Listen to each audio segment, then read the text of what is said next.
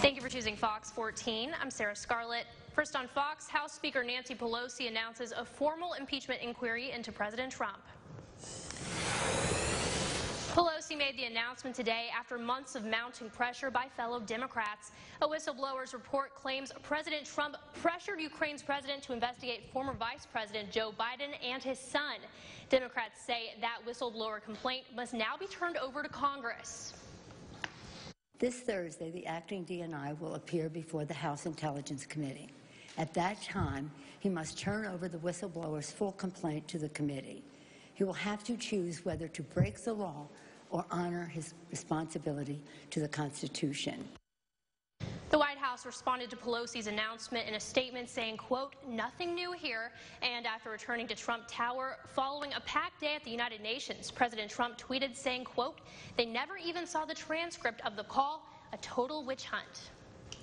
President Trump is expected to release his full transcript of his call with the Ukrainian president tomorrow. Now Fox 14's D.C. correspondent Bree Jackson joins us from Washington with a breakdown on what's next. Bree, thanks so much for joining us. Good evening. Well, this is a historic step by House Speaker Nancy Pelosi announcing that impeachment inquiry. Now, this comes after months of hesitation. We heard Democrats calling for this for a while now, but what really caused Speaker Pelosi to move forward was this whistleblower allegations that President Trump had pressured the Ukrainian president to investigate former Vice President Joe Biden, his son Hunter. So Speaker Pelosi says that President Trump's actions, because he admitted doing this, that President Trump's actions were a betrayal of our national security, a betrayal of the oath of office, as well as a betrayal of the integrity of our elections. So moving forward, Democrats hope to use this to strengthen their investigations into the president and move forward with the impeachment process. So will the release of the complete transcript of President Trump's call with Ukraine President Volodymyr Zelensky settle the issue in Congress?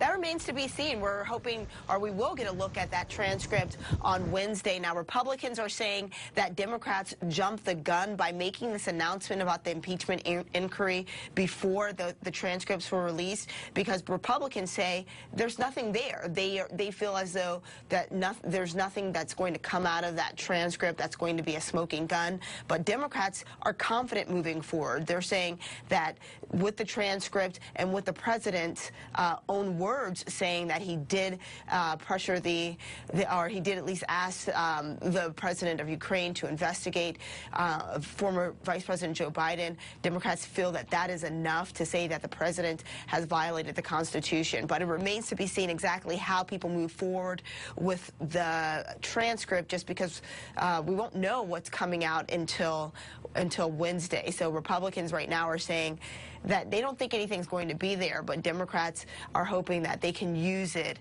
as evidence moving forward with their investigations. So what is former Vice President Biden saying about all this?